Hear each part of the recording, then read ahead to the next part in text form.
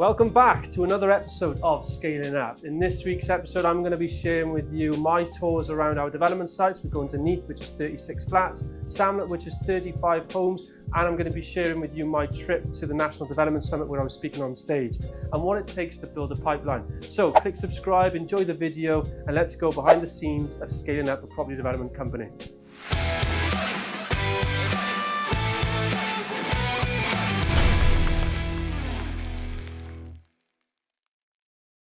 It's a stupid detail. That should have never been sort of designed like that, to tell you the truth. Yeah.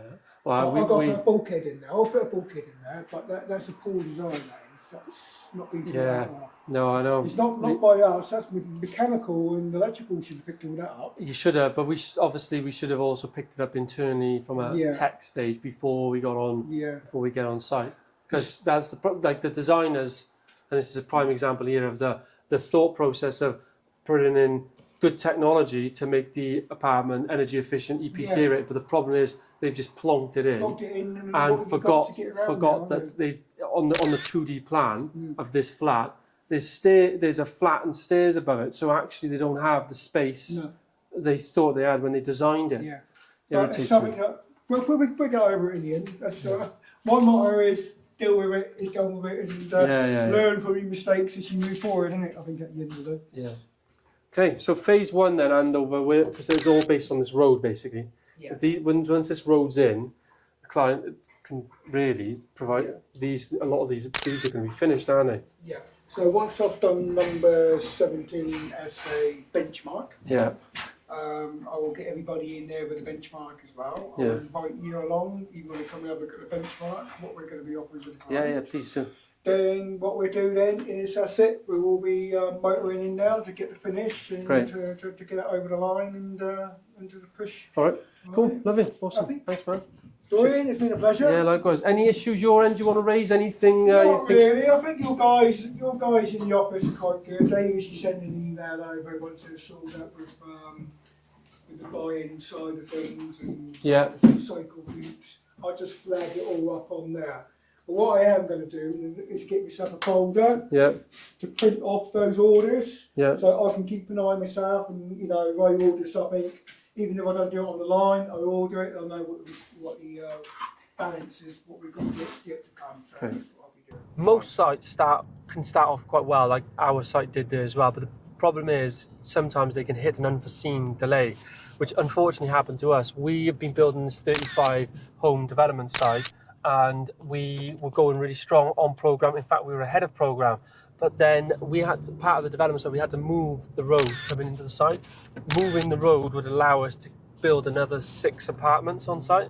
And if we didn't, we'd be 6 apartments down. So, during the planning stage, we moved the road, everything's fine. We did some initial trials and inspections and everything's fine. But then when we actually got onto site and started doing that work, we didn't realise that there was a high-pressured main running through where we put in the road, and because the depth wasn't deep enough, we then had to stop works, get highways involved, Welsh Water involved, and we had to basically agree a brand new design to build effectively a concrete bridge. So we had to put a foot in either side of the main and a concrete bridge right over to protect it from the new traffic, even though the existing entrance was already having traffic over. It's obviously, it's a new addition what we're doing. So that actually put the site on stop, and that derailed us massively. Well, it went to a snail pace because we couldn't put any of the road or infrastructure or the services or anything that in until that was resolved. And that took about 6 months. And when we are working with third-party companies like Welsh Water and even the highways, and something's come up and you're already on site, they have a process to follow. And it doesn't matter how much we push and kick, it's not really sometimes going to speed things up. And to make matters worse, we finally got the detailed drawing, we finally got the approval. Once we started on site, Welsh Water sent a supervisor down, and he realised that internally they didn't issue us the correct paperwork, so we had to go on stop again just for a paperwork issue. And there was nothing we could do about that. So all in all, 6-month delay. Client's been fine about it, they granted us extension time, but it derails the momentum. People come off, you lose momentum. We had a change over a site manager then as well, and some things get lost in translation. But we're back on track now. We're sorting out some defects and remedial works, and we've got a plan now for hand over the 2 phases. But that's why there's 2 phases on the site, because when we finally moved the road over, the plots have progressed much faster, and we're behind now on that block of 6 that we could only just start. So, but we've got a plan. Road to hand over now. Nearly there. Hello. Hello. Hi. Can you hear me? See me? Yeah, all good? Yeah, all good. Excellent. Good to see you all. You too. Thank you for joining the call. Briefing call done for an event that I'm very fortunate to be chosen to be a speaker on one of the panels at. Is for the Goldman Sachs 10K SB, which is the 10,000 Small Business Program. It's I'm an alumni. I graduated in 2023, and it's an amazing initiative that Goldman Sachs put on. It's effectively a high growth, kind of like a condensed MBA program. It's an executive program for business owners, and it's for high growth businesses that have aspirations to scale. They put a very structured course and syllabus together. Like I said, taking those best bits of business theory, and you're with a cohort of about 70 different businesses from across the country. So really, really pleased to be asked to be on a panel. And we were just going through the briefing call then of who's on the panel with me. So I've got Paul Scully, former MP and Minister for London, and Lord Jim O'Neill, the British economist. And I'm with a fellow 10K SB UK alumni member, Joe Perota. So we've just been going through the questions that we're going to be asked, the structure of the day, what time to be there for, how to answer the questions, making sure this is succinct. We've only got 24 minutes. It's a jam-packed day, and the best answers sometimes are those that are given succinctly, to the point, and hopefully provides a lot of value for everybody else in the room. I've got to go and sign a declaration to opt out of the Landlord and Tenant Act 1954, because we are taking over, we are entering into kind of like a lease for a compound on one of our development sites. We're gearing up to exchange on a site now, and simultaneous to that exchange, it's got a separate piece of land which we're not buying, but we need to use it for the compound setup for the duration of the build. Because the last thing you ever want to do on a tight site is not have the space to put, your compound, your welfare, canteen, all that sort of stuff on there. It just causes a problem. So tying them both up at the same time is part of the same negotiation. If we tie up the site, then come back later on, we open ourselves up to being a little bit ransomed. So anyway, to do that, going to the solicitors, I've got a sign in front of them, and we can get it over, ready to exchange. The site itself that we're looking to exchange on is it's quite a complicated site. It's based in Wales, and being a brownfield specialist developer, we encounter most of the constraints anyway, but this site has them all. It's asbestos, demolition, ground contamination, party wall with multiple neighbours, Japanese knotweed, off-site works, Section 185 diversion works, basement works, waterproofing, split build methodology with reinforced concrete, transfer slab and timber frame. When you say it all out loud, it's just like, whoa, it's insane. But fortunately, we've done it all before. It's just this time we do it all on one site. And at the end of it, we should hopefully have constructed 43 EPCA rated 1 and 2 bedroom apartments for social housing. It's one of the things about being a brownfield specialist and a brownfield developer is that you can't just go onto a virgin site and just start pulling foundations. It's you have to do a lot of work. I think on this site we've got to spend close to $1.5 million just before we can start actually building the building. So if you're a developer and you're looking at sites and you're just working on a price per square meter, that's the thing that catches developers out, is the level of abnormals.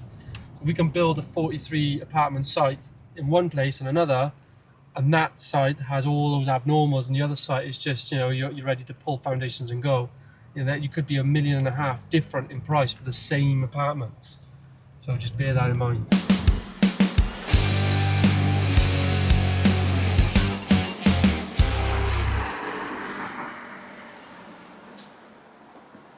You good? How's it going? Coming along. Yeah? All right? You well? Oh well, yeah, mate, yeah. It's good. First day of the windows. I thought, the windows are under there then? That's good. Ground floor. Ground floor, yeah.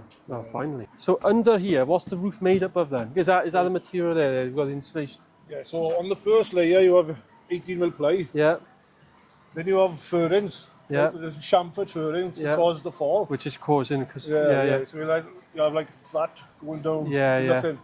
That goes that way and that way over there. Yeah. Then another 18mm ply. Yeah.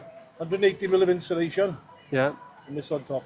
So they've ply on top of the furings, then insulation, and then this. Yeah. And this is rubber. Rubberized membrane. Rubber. Yeah. So right now then, and then this lower level roof. Well, it's low level now. Yeah. It stopped most of the water coming through. You got the same, but With what, a temporary membrane? Yeah, you've got 180mm still of insulation. Yeah. Right on the membrane, but not the ply because it's concrete, you see. We can't do that yet because the stuff, this is all brickwork. So that's concrete roof, isn't it? There's concrete slab under that, isn't it? Yeah. Yeah. But with this was Metal. Yeah. Okay, but you can't do that until the brickwork is up. Because you've got a scaffolding on, so you can't put scaffolding on anywhere near the insulation or membrane. Because obviously they'll just damage it completely. Yeah. But right now that's prone for water going through. Whilst you wait for that, Well, no, because once we finish that sealing off, what we're going to do then, we'll put another hole in, wherever the water's filling, now we put another hole in and drain. Right. That'll drain it out there. We're going to mastic seal temporary around the edge to stop anything following the steel down below. Right. Okay. Yeah. This is the other step. So this is the same thing, that's concrete under there. Yeah. Concrete. Felt. Yeah, and then there's that temporary felt, and then this will be again insulated and rubber finished as well, but they can't do that again either until the brickwork's up. Yeah. Because we've So got to cover up the scaffolding. brickwork in, and then once we have brickwork lands level that corner of the parapet, Yeah. then we've got to work out the bond from the floor, Yeah. so we come half bond over the top. Yeah, yeah. When do you reckon? How far away do you reckon they are to get up to this height, brickwork wise? Up here, Yeah. So that's so that Yeah. a little bit away. Then. Yeah.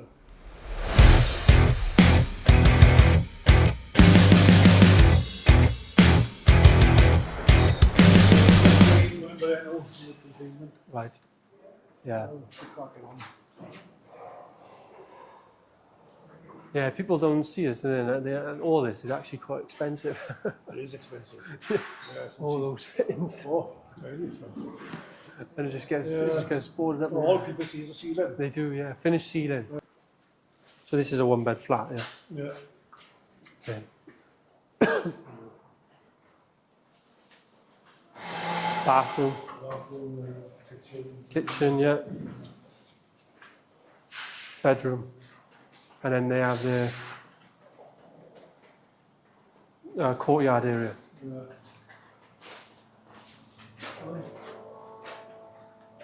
Okay, but biggest challenges at the moment then, which obviously at risk of delay of moving us, is the screed. If we can't get the level survey sorted in time for the screeds to come, then that's going to have a direct impact on metal track going down.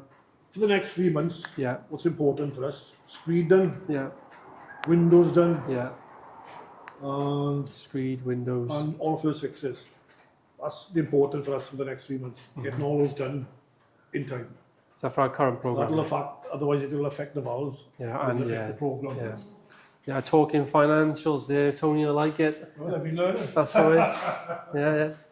Good. It's big swings, isn't it? With like these windows are a big swing on the VAR projected, and having that like forecasted revenue, the actual is critical. Though. Yeah. I know windows are all sealed now, and I remember when. Yeah. Oh, the secret of this job now, quick now, you get everything dry. Yeah. Get it sealed and then everybody can find it.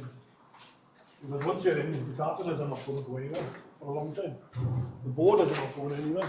Because the amount of first fixing we got here, By the time that it's a lot. Yeah. So they should have the roof sorted now this week then. Yeah. Hopefully a lot of this water stops. Yeah. Okay. Okay. Well, I'll come back in a few weeks as well, and I'll go and speak to them about those two major issues then and see. See what They're important. Yeah. Okay. Fine. No problem. I'll have a. Especially the floor is screeded. Yeah. So I'll leave it in your capables. Thanks.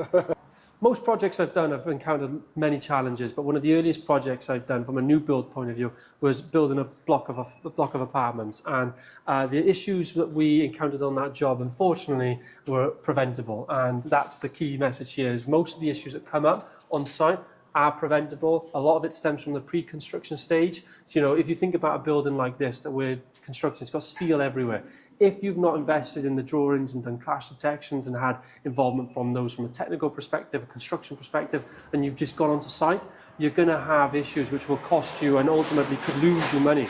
So the best thing you can do is invest in pre-construction, get good drawings, get good details, get around your team, be collaborative, and then hopefully that will alleviate 90% of your issues.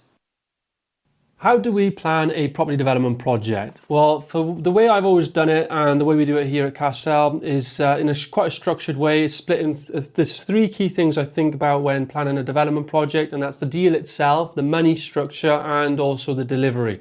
And very quickly, what we do for each one of them. From the deal side, there's four things we do at Castell. It's called our appraisal phase 1, and we're looking at our demand check. Is there demand for the development? Our high level numbers, i.e. is it viable, through our development appraisal, the planning check, and the key constraints check, which if done properly will alleviate 90% of the issues that come up in the development, in a property development project. Then the second phase we look at is the money side. How much money do we need? When do we need it? Is it structured properly? Do we need debt, equity? Can we structure the deal better, etc.? And then the third thing we do is the delivery, and that's really about instilling confidence in yourself, the wider team, and those that are undertaking due diligence on you, like investors and banks. So therefore, we're going to be developing the program, the drawings, the reports, building the team capability, showing if we've done it before, and if not, like where our weaknesses are, what are we how can we instill confidence that we are going to deliver that project. And if a project is too risky, then we just won't do it. But as long as that we've done those 3 points correctly and the passes due diligence, we should have hopefully alleviated most of the problems that come up in a property development project.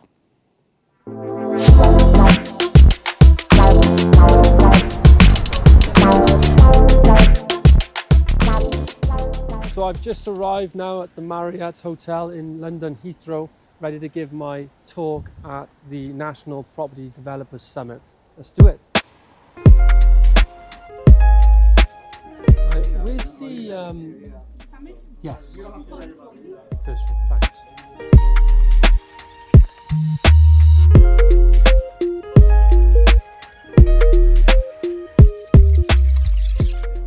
Doran, Brandon. you're quite tall. Good man, good to see you. You're taller than me. It's not right. Let go of all those people who dull your shine, poison your spirit, bring to Here he is. How's it going? Good to see you. See you, mate. My mate, it's You Doran. okay? Jump in. How's the day been so far, gents? So far, so good, mate. How's vlogging your life going? Yeah, that's what I'm trying to do now. Getting ready for my big speech. We got a ground up podcast fan here, and we've also got Mr. Jim Cross. So, how can we make the podcast better? Maybe a bit more questions, maybe a little less politics. Yeah, less crypto or more crypto? It's good. It's good where it's at. What do you say? What's your recommendations? I'd be interested to hear some other developers Yeah. in the industry and sort of seeing what their challenges are. That's a plug. Jim wants to come on. We'll get you on, Jim. We'll get you on. Yeah. I'm here with the host, Mr. Jack Jiggins himself. Jack, how's it going? Yeah, good. We're on time and on budget. Yeah. It's pretty difficult working with Brendan to keep those two intact. So, Jack, what's the biggest takeaway so far at this event? Everyone's been talking about working off your strengths, collaborating if your strengths don't align, creativity, there's margin made attention, AI has its place in every capacity. What else have we got? I mean, looking at the core of the products, like what is actually needed in the market. And it's good fun when you get a load of property people together on a Saturday because they don't take the piss out of each other. Oh, yeah? I'm going to tighten it up a little bit. Yeah. Yeah, okay. Yeah, okay.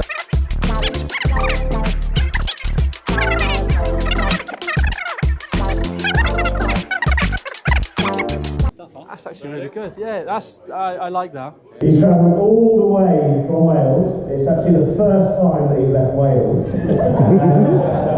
Further ado, my good friend and absolute inspiration is Dorian Payne.